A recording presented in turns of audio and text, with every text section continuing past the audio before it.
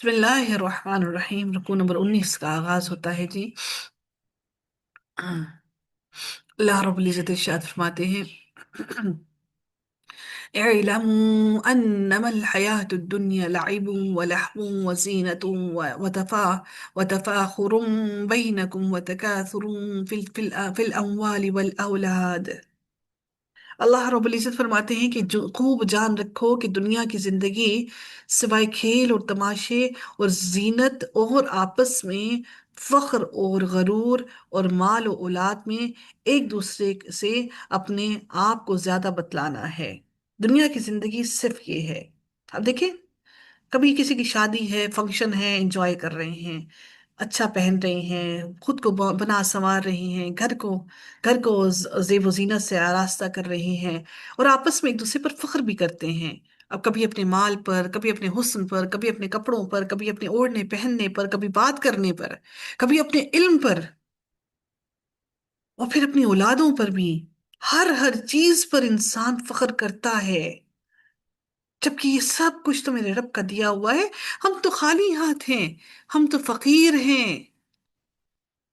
یقین جانیے کہ جو علم آپ کے پاس موجود ہے نا، جو کچھ آپ نے سیکھا ہے، یہ آپ کا سیکھا ہوا نہیں، یہ صرف اور صرف میرے رب کا سکھایا ہوا ہے۔ ہم کچھ نہیں جانتے، جو سکھایا تو میرے رب نے ہمیں سکھایا۔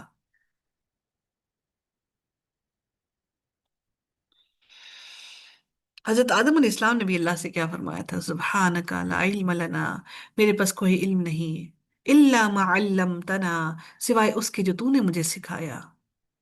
انکا انت العزیز الحکیم، عزیز الحکیم ہے یا کچھ آخر میں علیم آ، میرے ذہن سے نکل گیا، اسکپ ہو گیا، اللہ مجھے معاف فرمائے۔ تو حضرت آدم علیہ السلام نے بھی اللہ سے یہی فرمایا کہ میرے پاس علم نہیں سوائے اس کے جو تو نے مجھے سکھایا۔ تو جو علم آپ نے سیکھا، اس علم پر فخر نہ محسوس کرے، یہ نہ سوچے کہ یہ علم صرف آپ کے پاس ہے، یہ کسی اور کے پاس نہیں آ سکتا۔ ہمارا فخر کیا ہوتا ہے کہ ہم دوسرے پر غصہ نکالتے ہیں۔ آپ کو یہ بھی نہیں پتا، آپ کو یہ بھی علم نہیں ہے۔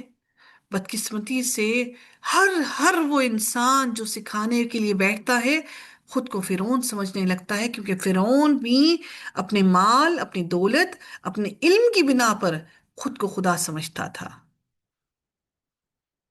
تو یاد رکھیے کہ کہیں پر بھی، کسی بھی معاملے میں اپنے اندر اس فرعونیت کو نہ آنے دیجیے۔ ہمیں کچھ علم نہیں، جو سکھایا تو میرے رب نے سکھایا۔ ہم کچھ نہیں جانتے سوائے اس کے جو میرے رب نے ہمیں سکھا دیا۔ ہم انسان ہیں، اور انسان سے غلطی سرزد ہو جاتی ہے۔ ہم کامل علم نہیں رکھ سکتے، کامل علم اللہ کے پاس ہے۔ علم تو شیطان کے پاس بھی بہت ہے، تو لیکن وہ علم اس کے کچھ کام نہ آیا۔ جتنا انسان کے پاس علم آتا ہے، اور علم آنے کا اور اس پہ عمل کرنے کا سب سے بہترین جانچنے کا طریقہ کیا ہے کہ اتنا ہی انسان میں جھکاؤ آ جائے، اتنا ہی انسان جھک جائے، کیونکہ پھل سے لدا ہوا پودا کبھی اکڑ کے کھڑا نہیں ہوتا، اس کی ٹہنیاں ہمیشہ جھکی ہوئی ہوتی ہیں۔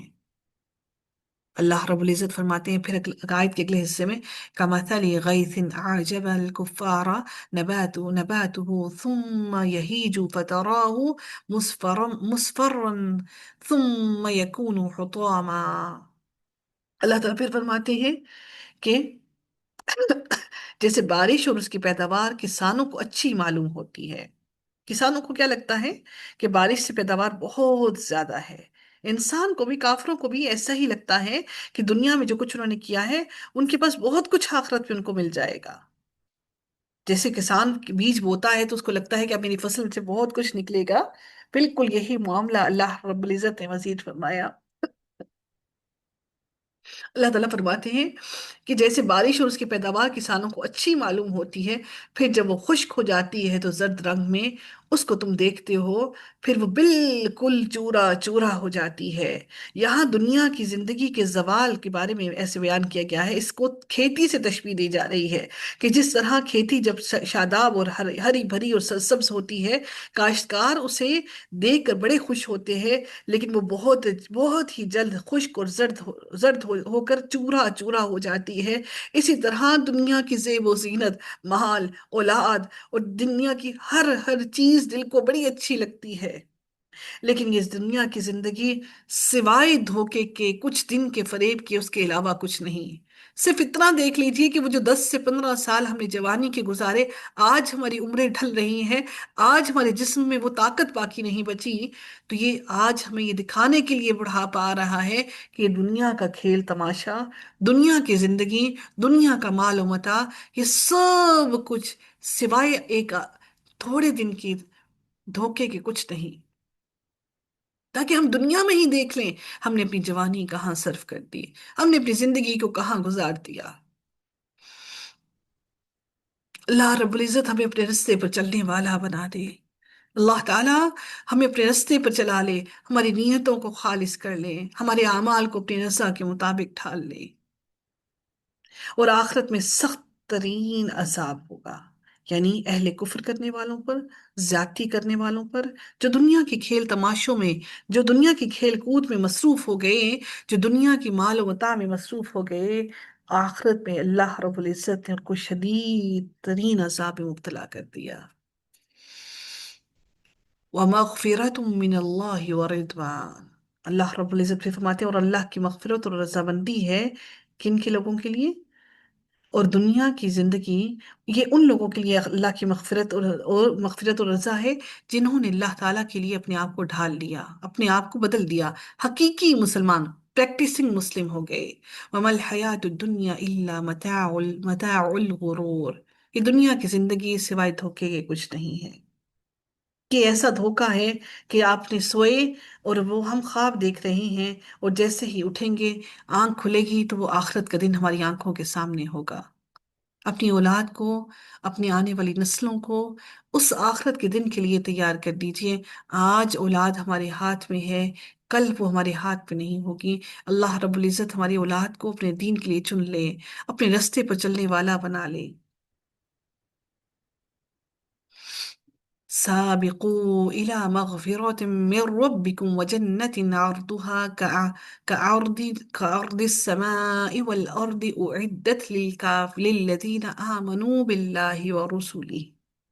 اللہ تعالیٰ فرماتے ہیں آؤ دوڑو اپنے رب کی مغفرت کی طرف، یعنی دوڑ کر آؤ، اپنے نیک اعمال کو لے کر آؤ، توبہ کرو، اپنے رب کی مغفرت کے لیے آؤ، جو توبہ کر کے تم اللہ تعالیٰ کی طرف لوٹ کر آ سکتے ہو، اور اس جنت کی طرف جس کی وسعت آسمان اور زمین کے برابر ہے، کَعَرْضِ السَّمَاءِ وَالْأَرْضِ، جس کی وسعت، اس جنت کی طرف آؤ، ارضها جس کا عرض آسمان اور زمین کی وسعت کے برابر ہے، وہ عدت للذین آمنوا باللہ ورسولہ۔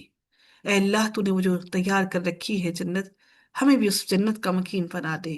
اللہ تعالیٰ فرماتے ہیں کہ وہ میں نے تیار کر رکھی ہے، یہ ان کے لیے بنائی گئی ہے جو اللہ پر اور اس کے رسولوں پر ایمان رکھتے ہیں۔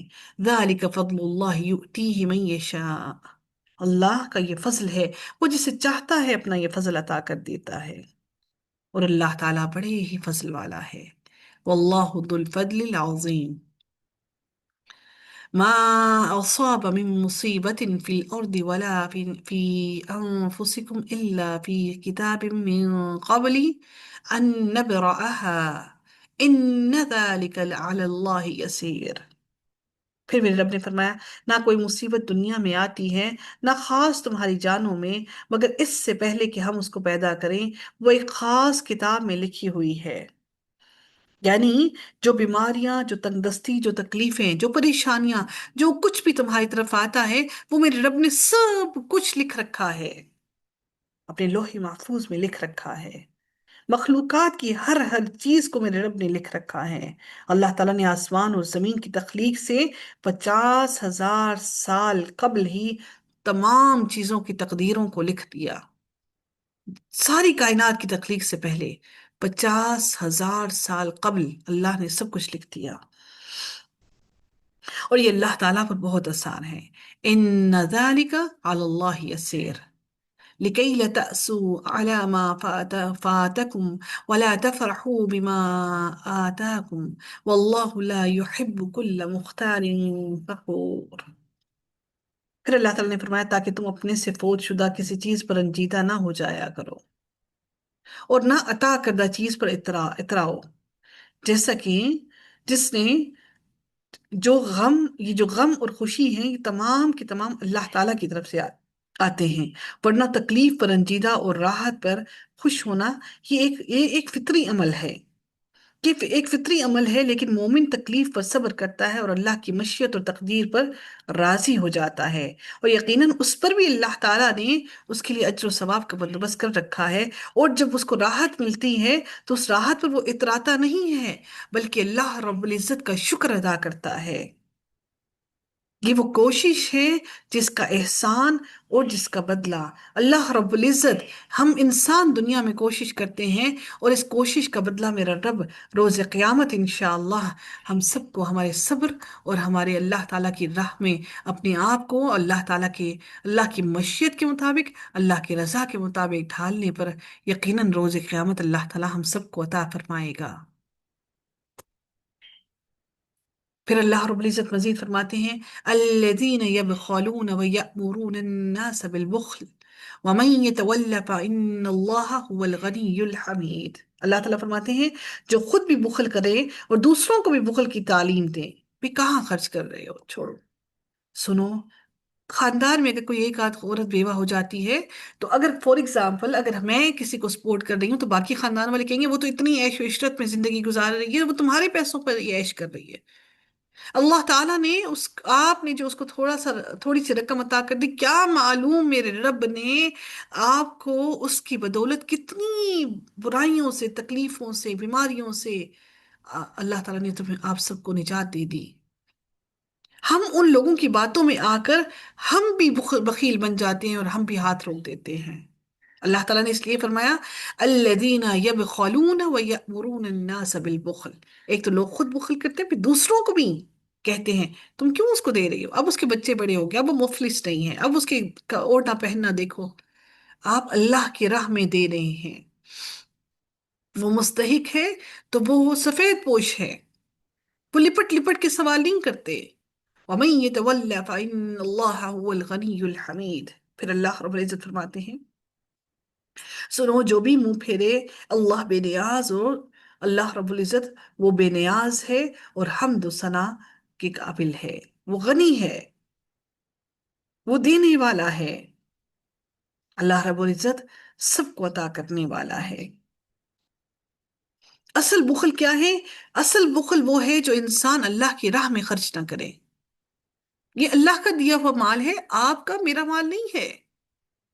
لقد أرسلنا رسولنا بالبينات وأنزلنا معهم الكتاب والميزان يقوم الناس بالقسط وأنزلنا الحديد فيه بأس شديد ومنافع للناس وليعلم الله من ينصره ورسله بالغيب إن الله قوي عزيز۔ پھر رب نے پھر فرمایا یقیناً ہم نے اپنے پیغمبروں کو کھلی دلیلیں دے کر بھیجا اور ان کے ساتھ کتاب اور میزان ترازو نازل فرمایا۔ میزان کیا؟ یعنی کہ انصاف، اور کہ ہم نے لوگوں کو انصاف کرنے کا حکم دیا۔ بعض نے اس کا ترجمہ ترازو کیا ہے، ترازو کے اتارنے کا مطلب ہے کہ ہم نے ترازو کی طرح لوگوں کی رہنمائی کی کہ اس کے ذریعے سے لوگوں کو تول کر پورا پورا ان کا حق عطا کرو، تاکہ لوگ، اللہ فرماتے ہیں اللہ تعالیٰ کی، تاکہ لوگ عدل پر قائم رہیں، اور ہم نے لوہے کو اتارا جس میں سخت ہیبت اور قوت ہے، یعنی لوہے سے جنگی ہتھیار تیار ہوتے ہیں جیسے تلوار، نیزہ، بندوق، اور اب ایٹم بمز اور توپیں، جنگی جہاز، آبدوزیں، راکٹس، یہ ساری چیزیں لوہے سے تیار ہوتی ہیں۔ اللہ نے فرما دیا ہم نے لوہے کو اتارا جس میں سخت ہیبت اور قوت ہے۔ اللہ کو معلوم تھا کہ انسان اپنی تباہی کا سامان خود بنائے گا، تو انسان نے کیا کیا کہ انسان نے اس لوہے سے مزید تباہ کن اوزار بنائے، جس میں سخت ہیبت اور قوت ہے، اور لوگوں کے لیے اور بھی بہت سے فائدے بھی ہیں اس میں۔ جنگی ہتھیاروں کے علاوہ اور بھی گھریلو سامان کی چیزیں بھی بنتی ہیں، گھریلو استعمال کی، جیسے چھریاں، کینچی، ہتھوڑا، سوئی، زراعت کے لیے مشینری سب کچھ بنتا ہے۔ لیکن اللہ رب العزت نے یہاں پر انسان کے فائدے کے لیے کسی چیز کو اتارا، لیکن انسان نے اس کو زیادہ اپنے نقصان کے لیے استعمال کیا۔ اللہ تعالیٰ فرماتے ہیں، اور اس لیے کہ اللہ جان لے کہ اس کی اور اس کے رسولوں کی مدد بن دیکھے کون کرتا ہے۔ یعنی رسولوں کو اس لیے بھی بھیجا تاکہ وہ جان لے کہ کون اس کے رسولوں پر اللہ کو دیکھے بغیر ایمان لاتا ہے۔ بے شک اللہ تعالیٰ، ان اللہ قوی عزیز، بے شک اللہ قوت والا اور زبردست ہے۔ اللہ کی قوت کے آگے کسی کی قوت کام نہیں آتی، اللہ کی تدبیر کے آگے کسی کی تدبیر نہیں چلتی۔ وَلَقَدْ أَرْسَلْنَا نُوحًا وَإِبْرَاهِيمَ وَجَعَلْنَا فِي ذُرِّيَّتِهِمَا النَّبُوَّةَ وَالْكِتَابَ فَمِنْهُمْ مُهْتَدٍ وَكَثِيرٌ مِّنْهُمْ فَاسِقُونَ۔ اللہ رب العزت ارشاد فرماتے ہیں، بے شک ہم نے نوح اور ابراہیم علیہ السلام کو پیغمبر بنا کر بھیجا، اور ہم نے ان دونوں کی اولاد میں پیغمبری اور کتاب جاری رکھی، انہی کی اولاد میں کتابیں اور پیغمبری جاری رکھی۔ اللہ نے فرمایا فی ذریتہما، ان دونوں کی، النبوت والکتاب، نبوت اور کتاب اللہ نے دونوں کی ان کی اولادوں میں جاری رکھی۔ تو پھر اللہ تعالیٰ فرماتے ہیں، تو ان میں سے کچھ تو راہ یافتہ ہوئے، اور ان میں سے اکثر بہت نافرمان تھے۔ اکثریت جو ہوتی ہے نا لوگوں کی، اکثریت جو ہوتی ہے نا لوگوں کی، وہ نافرمان ہوتے ہیں۔ آج بھی اگر آپ دیکھیں تو اکثر لوگ جو ہوں گے وہ فحاشی کی طرف ہوں گے۔ آپ کی فیملی کے، خاندان کے گنتی کے گھرانے ہوں گے جو اللہ کی راہ پر چلنے والے اور شریعت پر چلنے والے ہوں گے، اور ممکن ہو سکتا ہے کہ آپ کے پورے خاندان کے اندر صرف ایک آپ کا گھرانہ ہی ہو جو اللہ کی رضا اور اللہ کی حکم اور اللہ کی شریعت پر چلنے والا ہو۔ زیادہ تر لوگ گمراہی کی طرف جاتے ہیں، کیونکہ شیطان نے یہ وعدہ کر رکھا تھا اللہ سے، شیطان نے کہا کہ میں زیادہ تر لوگوں کو تیرے راستے سے ہٹا دوں گا، اور وہ جہنم بھر جائے گی ان سے۔ لیکن وہ لوگ جو مومن ہوں گے، جو اللہ کی راہ پر چلنے والے ہوں گے، جنہوں نے قرآن کو نہیں چھوڑا، یہ قرآن وہ رسی ہے جس کا ایک سرا ہمارے ہاتھ میں اور دوسرا سرا ڈائریکٹ اللہ تعالیٰ کے ہاتھ میں ہے، کیونکہ آپ ہدایت پا کر ڈائریکٹ اللہ کی رضا کو حاصل کر لیتے ہیں۔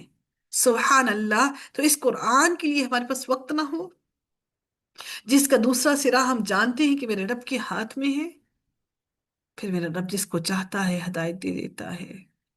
میرے اللہ ہمیں، ہماری اولادوں کو، ہماری آنے والی نسلوں کو، ہمارے گھر والوں کو، ہمارے آل اولاد کو، ہمارے گھرانوں کو ہدایت سلیم عطا فرما دے، ہمارے بہن بھائیوں کو ہدایت عطا فرما دے، ہماری نسلوں کو ہدایت عطا فرما دے، ہمارے گھروں کو اپنے دین کے لیے چن لے۔ ثم قفينا على آثارهم برسلنا وقفينا بعيسى ابن مريم وآتيناه الإنجيل۔ اللہ رب العزت پھر فرماتے ہیں، ان کے بعد پھر بھی ہم اپنے رسولوں کو پہ در پہ بھیجتے رہے، اور ان کے بعد عیسیٰ ابن مریم کو بھیجا، اور انہیں انجیل عطا فرمائی، اور ان کے ماننے والوں کے دلوں میں شفقت اور رحم پیدا کر دیا۔ یعنی آ، اس سے مراد، پیروکاروں سے مراد موسیٰ علیہ السلام، عیسیٰ علیہ السلام کے جو ساتھی حواری ہیں وہ ہیں، یعنی ان کے دلوں میں ایک دوسرے کے لیے پیار اور محبت کی جذبات پیدا کرتی ہے۔ صحابہ کرام بھی ایک دوسرے کے لیے رحیم اور شفیق تھے۔ یہود آپس میں اس طرح ایک دوسرے کے ہمدرد اور غمخوار نہیں، جیسا کہ حضرت عیسیٰ علیہ السلام کے پیروکار ایک دوسرے کے غمخوار، اور ان کے دل، حضرت عیسیٰ علیہ السلام کے لوگوں کے دل، عیسائیوں کے دل نرم ہیں، یہودیوں کے دل نرم نہیں ہیں۔ اللہ نے فرمایا، اس لیے فرمایا ثم قفینا علی آثارہم برسلنا وقفینا بعیسی بن مریم وآتیناہ الانجیل وجعلنا في قلوب الذين اتبعوه رأفة ورحمة ان کے دلوں کو اللہ تعالیٰ نے شفقت، اور ان کے دلوں میں شفقت اور رحم پیدا کیا۔ یہ جو آپ کے دلوں میں رحم ہے نا، یہ اللہ نے ڈالا ہے۔ ورحبانیت ورحبانیہ نیت نبتدعوها ما كتبناها عليهم إلا ابتغاء رضوان الله فما رعوها حق رعايتها۔ پھر اللہ فرماتے ہیں کہ ان کے بعد پھر کیا ہوا کہ ہاں، رہبانیت یعنی کہ ترک دنیا کرنا تو ان لوگوں نے از خود سے ہی ایجاد کر لی۔ یہ جو ان کے مونکس اور جو ان کی سسٹرز ہوتے ہیں نا، یہ رہبانیت انہوں نے خود سے ایجاد کی ہے۔ اللہ نے ان کو یہ نہیں کہا کہ وہ رہبانیت کرے۔ تو رہبانیت کا مفہوم ہوتا ہے کہ ترک دنیا کرنا، یعنی دنیا کی تمام چیزوں کو، تمام آسائشوں کو، تمام دنیا کی معاملات کو خود سے منقطع کر دینا، الگ کر لینا، اور کسی جنگل یا صحرا میں جا کر اللہ کی عبادت کرنا۔ اس کا پس منظر یہ ہے کہ حضرت عیسیٰ علیہ السلام کے بعد ایسے بادشاہ ہوئے جنہوں نے تورات اور انجیل میں تبدیلی کر دی، جسے ایک جماعت نے قبول نہیں کیا۔ انہوں نے بادشاہوں کے ڈر سے پہاڑوں اور غاروں میں پناہ حاصل کر لی۔ یہ اس رہبانیت کا آغاز تھا، جس کی بنیاد اس قرار پر تھی کہ وہ اپنے آپ کو ان لوگوں سے بچانا چاہتے تھے۔ لیکن ان کے بعد آنے والے بہت سے لوگوں نے اپنے بزرگوں کی اندھی تقلید شروع کر دی، اور انہوں نے بھی ایسا ہی کر دیا کہ اپنے آپ کو گرجا گھروں اور اپنے آپ کو اپنے آپ کو یہ جو ان کی عبادت گاہیں ہوتی ہیں اس تک محدود کر دیا۔ اسی لیے اللہ تعالیٰ نے اس بات کو منع کیا۔ ہاں، جو رہبانیت ترک دنیا تو ان لوگوں نے خود ایجاد کر لی۔ اللہ تعالیٰ نے کیا فرمایا؟ وَرَحْبَانِيَةً ابْتَدَعُوهَا مَا كَتَبْنَاهَا عَلَيْهِمْ۔ ہم نے یہ ان پر فرض نہیں کیا تھا، ہم نے ان پر واجب نہیں کیا تھا، ہم نے ان پر یہ واجب نہیں کیا، بلکہ انہوں نے رہبانیت خود سے ایجاد کر لی، سوائے اللہ کی رضا جوئی کے۔ یعنی ہم نے ان پر صرف اپنی رضا حاصل کرنا فرض کی تھی۔ دوسرا ترجمہ اس کا یہ ہے کہ انہوں نے یہ کام اللہ کی رضا حاصل کرنے کے لیے، تلاش کرنے کے لیے کیا تھا، لیکن اللہ تعالیٰ نے وضاحت فرما دی کہ اللہ کی رضا دین میں اپنی طرف سے بدعات ایجاد کرنے سے حاصل نہیں ہو سکتی، چاہے وہ کتنی ہی خوشنما بدعت کیوں نہ ہو، چاہے وہ کتنی ہی اچھی بدعت کیوں نہ ہو، لیکن اللہ کی رضا آپ کو حاصل نہیں ہو سکتی۔ اللہ کی رضا بالکل سیدھے دین پر چلنا ہے۔ دین ٹیڑھا میڑھا نہیں ہے، دین بالکل سیدھا ہے۔ اللہ رب العزت پھر فرماتے ہیں، پھر بھی ہم نے ان میں سے جو ایمان لائے تھے انہیں ان کا اجر دیا۔ یعنی ان کو اللہ تعالیٰ نے پھر بھی، انہوں نے اس کی پوری رعایت نہ کی، پھر بھی ہم نے ان کو جو ایمان لائے تھے انہیں ان کا پورا پورا اجر دیا۔ یہ وہ لوگ ہیں جو دین عیسیٰ پر قائم رہے۔ یہ دگنا اجر ان اہل ایمان کو ملے گا جو نبی اکرم صلی اللہ علیہ وسلم سے پہلے کسی رسول پر ایمان رکھتے تھے، پھر نبی اکرم صلی اللہ علیہ وسلم کے آنے کے بعد ان پر بھی ایمان لے کر آئے۔ اللہ تعالیٰ ان کو دوہرا اجر دیں گے۔ عام لوگوں کی نسبت ان لوگوں کو دوہرا اجر ملے گا، کیونکہ اپنے ایمان کو تبدیل کرنا اور صحیح ایمان پر آنا بغیر کسی انا کے، اللہ تعالیٰ ان کو دوہرا اجر عطا فرمائیں گے۔ یا ایوہ، اللہ تعالیٰ فرماتے ہیں لیکن ہے کیا؟ وَكَثِيرٌ مِّنْهُمْ فَاسِقُونَ، لیکن اکثر لوگ ان میں سے زیادہ تر نافرمان ہیں۔ یا ایوہ الذین آمنوا اتقوا اللہ وآمنوا برسولہ یؤتکم کفلین من رحمتہ ویجعل لکم نورا تمشون بہ ویغفر لکم واللہ غفور رحیم۔ اللہ تعالیٰ فرماتے ہیں، اے وہ لوگوں جو ایمان لائے ہو، اللہ سے ڈرتے رہا کرو اور اس کے رسول پر ایمان لاؤ، اللہ تمہیں اپنی رحمت کا دوہرا حصہ دے گا۔ اللہ تعالیٰ تمہیں دوہرا حصہ دے گا اور تمہیں نور دے گا جس کی روشنی میں تم چلو پھرو گے، اور تمہارے گناہ بھی معاف فرما دے گا۔ اللہ تعالیٰ فرماتے ہیں واللہ غفور رحیم، اور اللہ بخشنے والا اور رحم کرنے والا ہے، مہربان ہے۔ اللہ تعالیٰ آج جو اللہ نے آپ کو دین کے رستے کے لیے چنا ہے، یاد رکھیے اس میں آپ کا کوئی عمل دخل نہیں ہے۔ یہ اللہ تعالیٰ نے اپنی رحمت کا نور آپ کو عطا کیا، جس نور کے تحت آپ اپنی زندگی کو گزار رہے ہیں۔ کیا آج دل مطمئن نہیں؟ کیا آج دل ایک عجیب سی سکون میں مبتلا نہیں؟ کیا آج ہمارا دل تھوڑے پر بھی اکتفا کرنے پر راضی نہیں؟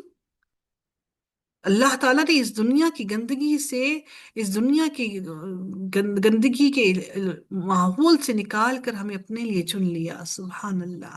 لئلا يعلم أهل الكتاب ألا يقدرون على شيء من فضل الله وأن الفضل بيد الله يؤتيه من يشاء والله ذو الفضل العظيم۔